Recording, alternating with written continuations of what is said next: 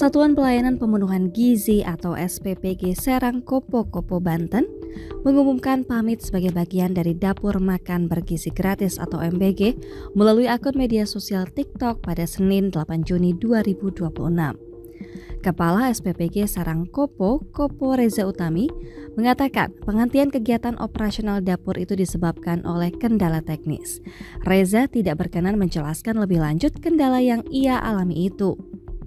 Dia berkelit ketika ditanya soal dugaan keterlambatan pencairan dana dari pusat. Reza berdalih bahwa pembuatan konten itu sebelumnya dilakukan untuk berkoordinasi dan memberikan informasi kepada pihak person in charge MBG.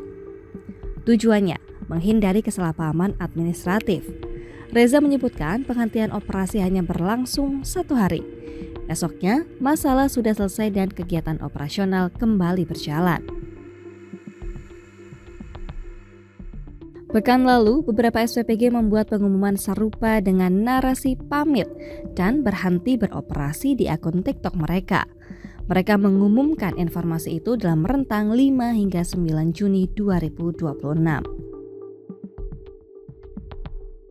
SPPG Karangpucung Surusunda 002 di Jawa Tengah misalnya meminta maaf karena kegiatan operasional dapur dihentikan sementara pada Kamis 4 Juni 2026. Alasannya, kendala teknis pencairan dana bantuan pemerintah dari Badan Gizi Nasional.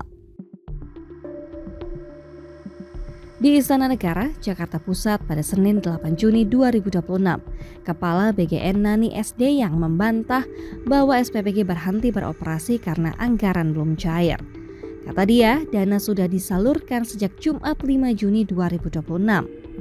Anggaran juga sudah dicairkan pada Senin 8 Juni 2026. Namun, di beberapa daerah masih ada SPPG yang berhenti beroperasi sementara.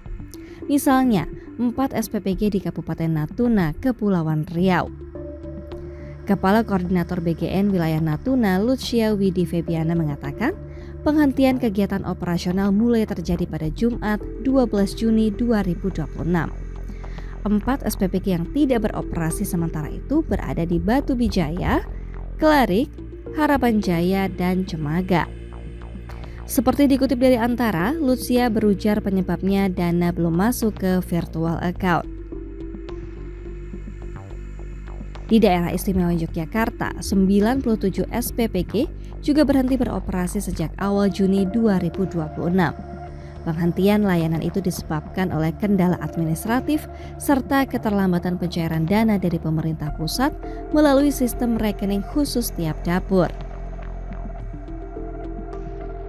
Sekretaris Daerah DI Yogyakarta yang juga menjabat Ketua Percepatan MBG DIY, Nima Dedwipanti Indrayanti menjelaskan, belum ada transfer dari pusat.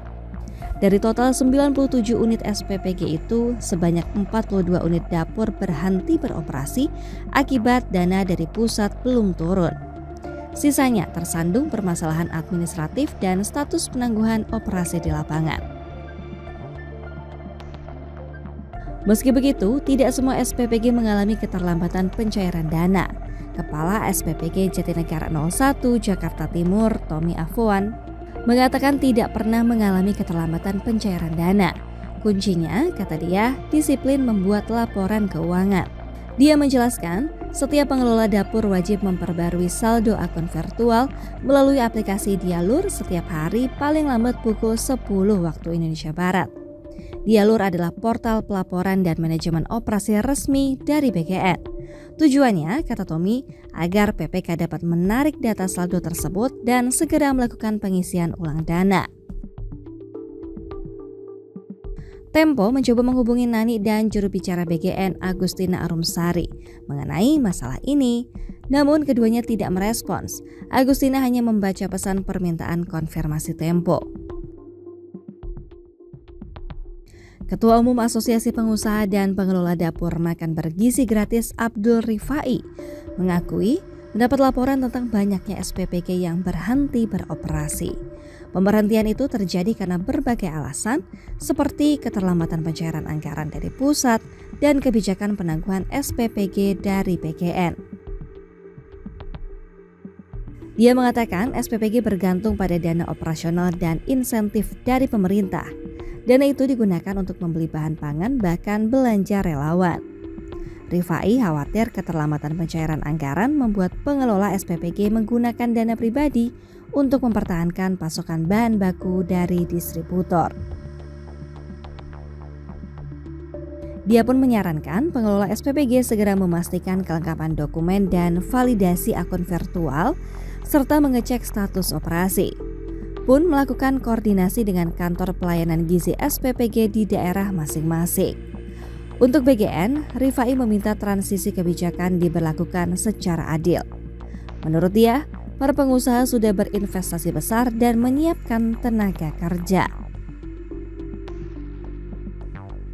Anggota MBG Watch, Isnawati Hidayah, meminta BGN segera merombak desain program agar lebih berkelanjutan.